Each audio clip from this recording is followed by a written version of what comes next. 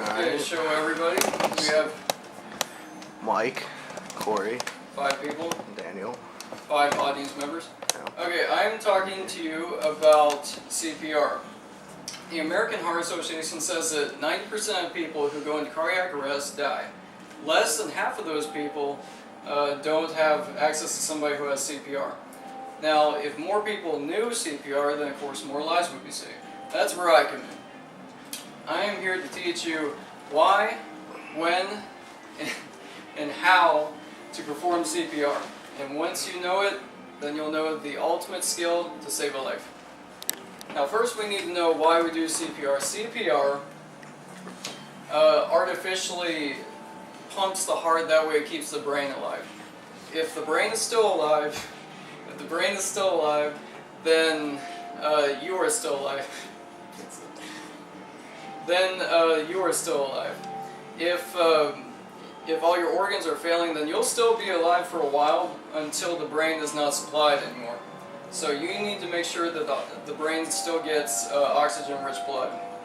There are 2 movements that continue the supply of the brain, which are compressions, which artificially pump the heart, and then there are rescue breaths, which fill the lungs with oxygen to send oxygen into the blood. There are a few misconceptions about CPR. One, it does not restart the heart. It just acts to keep the heart going, to keep the brain alive until medical personnel come and they restart the heart themselves. Another misconception is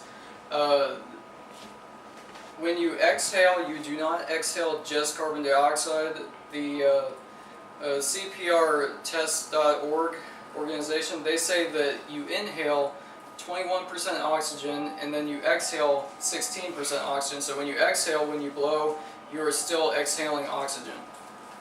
So now that we know why we perform CPR, I need to demonstrate under what circumstances we do CPR and then exactly how to do it properly. So volunteer please.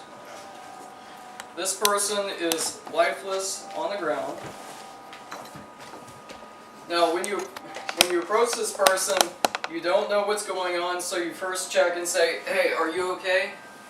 Are you okay? You can tap them, you can check them, whatever you need to do. If they don't respond, then you need to check their vitals, see if their chest is rising, if their mouth is open, see if you can feel air. Check the pulse, you can check the wrist, the neck is real good, because it's real easy to check what the pulse is on the neck. In the event that there's no sign of a pulse or breathing, then you need to go ahead and perform CPR, but under 2 circumstances.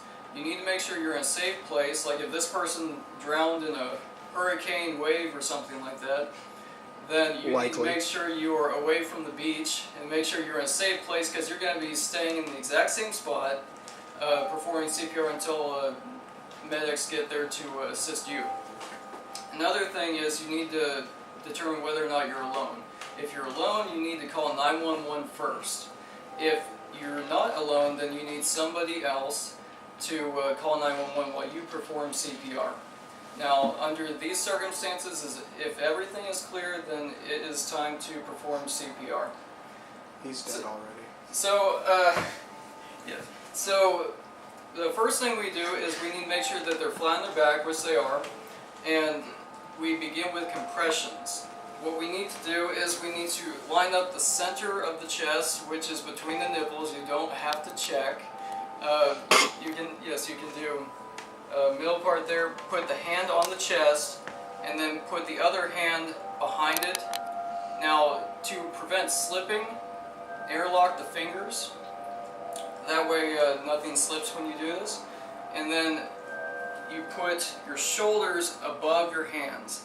After that, you use all of your upper body weight to do the compressions. Now, the speed you should do this is 100 to 120 compressions per minute.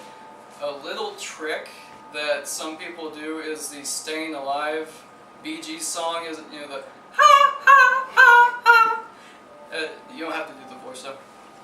But that's the speed that you need to do the compressions. Now you do 30 compressions to start, and then you check the airway. The way to check the airway is you take one hand on the forehead, and then fingers on the chin and tilt it back. It opens up the airway. Then you check no more than 10 seconds worth if they're breathing, if anything has changed. If nothing has changed, then you do rescue breathing. Rescue breathing fills their lungs with oxygen again. What you need to do is plug the nose and then put your mouth over their mouth so it's sealed and no other air comes out. And then you blow once for a full second, then you blow a second time for a full second. You do 2 breaths total. Once, then you check again for the vitals, see if anything has changed. If nothing has changed, you do it in a cycle. You go back to compressions, and you do 30 compressions, and then you continue to do 2 breaths, then compressions and breaths, and then after that you keep going until medical personnel arrive to take care of things from there. So, okay, thank you. So now that you know why to perform CPR, when to perform CPR, and how to perform CPR, now you know a skill that you can take with you, that you can save lives with, and now you know that it's so important to know this because lives do depend on it. Thank you. Thanks.